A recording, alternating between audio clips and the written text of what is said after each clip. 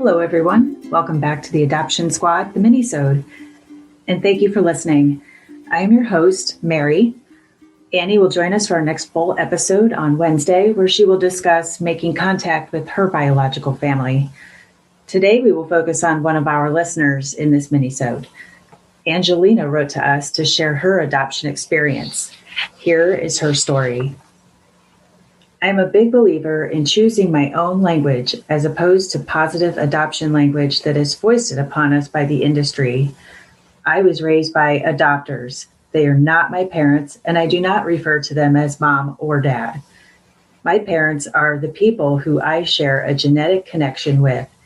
They are my mom and dad. I am a classic baby scoop era case. I was born in 1968 and relinquished at birth. My mother was given no choice, no say in the matter. My mother is the oldest of 4 children, each spaced 5 years apart. The home environment was a very strict Italian Catholic home. My grandfather was a very old world Italian. The man ruled the roost, and the wife's duty was to honor and obey and never question the man. When my mother graduated from high school, she selected a college that was relatively close to home, far enough away to get the college experience, but close enough to come home on weekends for free laundry. She was absolutely not cut out for college and flunked out after her first year. However, the notable event during that time was meeting my father. My father was also the oldest of 4 children. His home life wasn't much better. His mother divorced his father when he was 3, and she cut all contact with him. Her second husband legally adopted my father at age 7. Like my mother's father, he was also a very authoritarian figure. There was a lot of abuse in the home. College was my father's escape. My parents met, cliche of all cliches, at band camp. My father was a horn guy, good-looking, charismatic, and he charmed my mother. I'm not sure how the relationship continued after my mother flunked out of college, but it did. It did continue for 2 more years. Again, the college was close to home, so he likely saw her on weekends. Monogamy was never really in his worldview, and why would it be?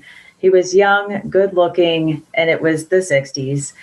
In speaking to both of them, I get the impression my mother believed the relationship to be far more serious than my father did. Birth control? What doctor would give a Catholic girl birth control back then? They didn't even give youngsters comprehensive sex education, let alone the means to make their own reproductive choices. The inevitable happened, and my mother found herself pregnant at age 20. When my father gave a less than enthusiastic response to the problem, she felt she had no choice but to go to her parents for the news. My grandfather immediately took charge of the situation. She was removed from their home the following morning, dropped off at Sarah Fisher Homes, a short 15-minute drive from their home. There was no discussion.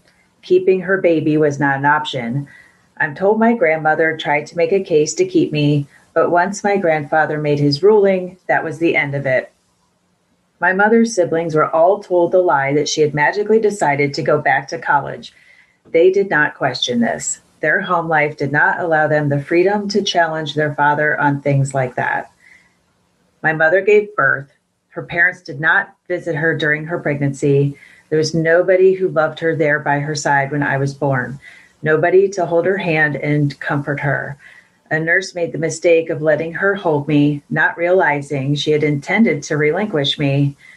When the mistake was realized, I was yanked away, and she never saw me again. On some level, I cherish the fact that she was given those few minutes with me. On the other hand, I find it incredibly cruel to both of us. After my birth, my grandfather told my mother she could never speak of her relinquished daughter, not even to her 2 sisters that she was incredibly close to. The adoption agency heaped lie upon lie to her. They told her I had a home waiting for me. I spent 6 weeks in foster care before placement. because back then, unwed mothers were viewed as a mental illness, and a baby had to be placed in observation to make sure we weren't defective. After all, someone was paying good money for a baby, right? My adopters were not good people. I was adopted for the worst of reasons. 3 years prior, they had adopted their first child. At age 2, after failing to meet the usual baby development benchmarks, and many doctor visits later, he was diagnosed with cerebral palsy. This was never disclosed to them during the adoption process in 1965. I'm not sure how it happened, but my adopters confronted Catholic Social Services about this. At that time, CSS made the oh so compassionate offer to let them, quote, return, end quote, their child in exchange for a non-defective one. They declined, and at that point, CSS sold them on the idea of adopting a second child. After all, they didn't know how severe their first child's cerebral palsy was. Many children were institutionalized with this condition. He might need lifelong care, and who would take care of him when they were gone? The second child, that's who. I was not even conceived at this point, but I already had a role to fulfill. I was told my entire childhood that I was going to go to college, get a nursing degree, and become a nurse. The fact that I had no desire to do so was inconsequential to those people. The adoptress is a narcissist. Her spouse is her enabler. It was a difficult childhood for me. Every time I failed to live up to the expectations placed on me, my faults were blamed on my mother. See, environment isn't everything. Some things are genetic and can't be fixed, end quote, was the common thing the adoptress would say to me. She couldn't beat the, quote, right, end quote, behavior into me, and she couldn't emotionally manipulate it into me either. There was never a time when I was not searching for my mother. As a young kid, I would scan faces in the crowd at the grocery store, hoping to glimpse a face that resembled mine. When I reached adulthood and escaped my adopters, I tried contacting CSS to see what legal rights I had. At that point, I learned I had no rights. This was long before DNA was even a thing. A lot of years passed. I got married. I became a step-parent to 2 great kids. I got divorced. I floundered in life, living from one trauma to the next, never really understanding why I was so screwed up. In 2019, shortly after my second marriage, I bought ancestry kits for myself and my husband. I was a conflicted mess, deeply hoping that my DNA would lead me to my parents, but terrified that this would be another disappointment where I'd be left with no answers. My highest matches when I received the results were second and third cousins. Just seeing those names, however, was a profoundly emotional moment for me. They were names of strangers, but they were names of my family. I cried. I was lucky enough that I had some minimal, non-identifying information on my parents. I knew their ages at the time of my birth. I knew their ethnicities, which were confirmed by my DNA results. Since my mother was 100% Italian and my father was English, Irish, German, it was easy to separate my maternal and paternal matches.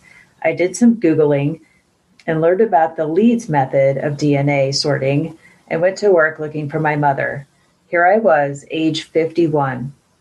After a lifetime of being told that I had no right to know who my mother was, all it took was 2 hours of my time to build a family tree and to find her. I quickly found her on Facebook as well. Her Facebook was pretty locked down. I located the pages of my 2 half-brothers, and on one of their pages, I saw my mother's face for the first time holding my nephew. It was the first time I saw a face like my own.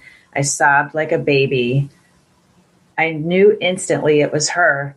Maybe there is some part of my tiny reptilian brain that I remembered her face. It felt so familiar. It felt like home. I still cry talking about this feeling, and it's never left me.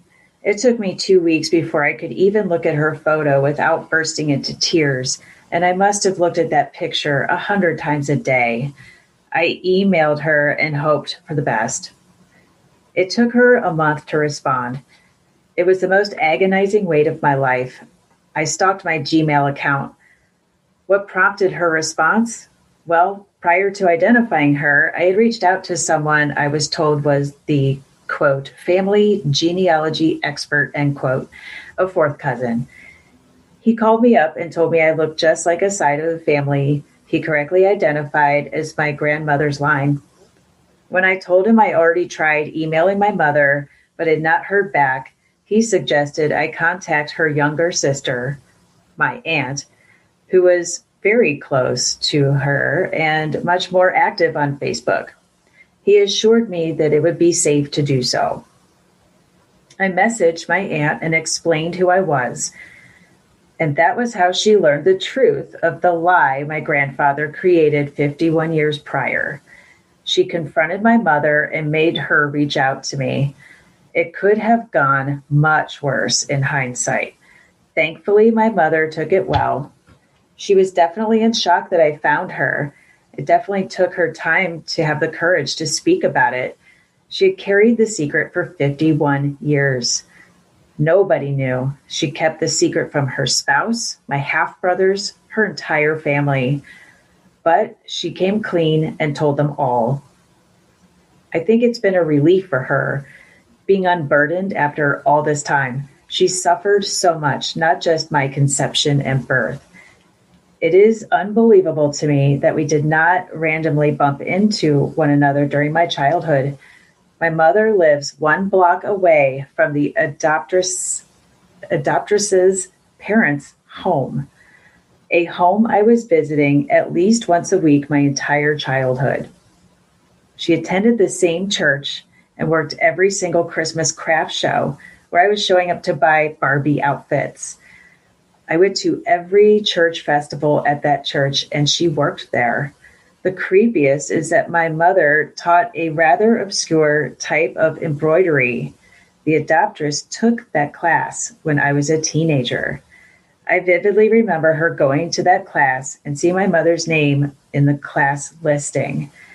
I look very much like my mother, so there's no way in hell the adoptress didn't pick up on that. I could have found my mother in my teens, and that woman deliberately kept that info from me. It took me a little longer to locate my father due to his childhood adoption and lesser quality DNA matches.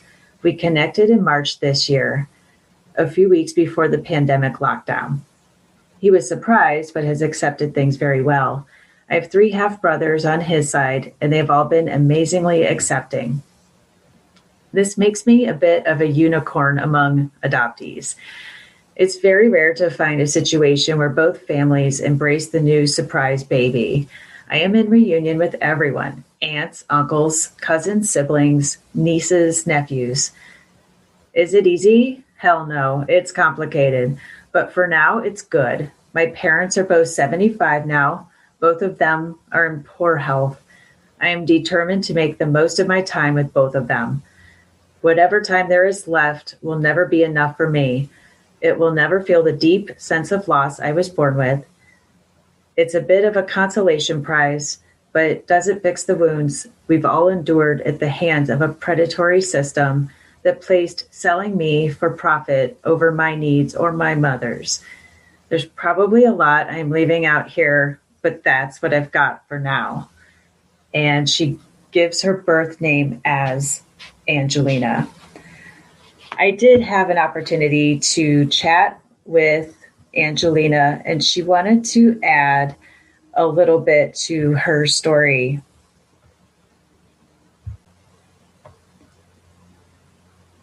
She said that 6 months after her birth, the church set my mother up with her husband, to get her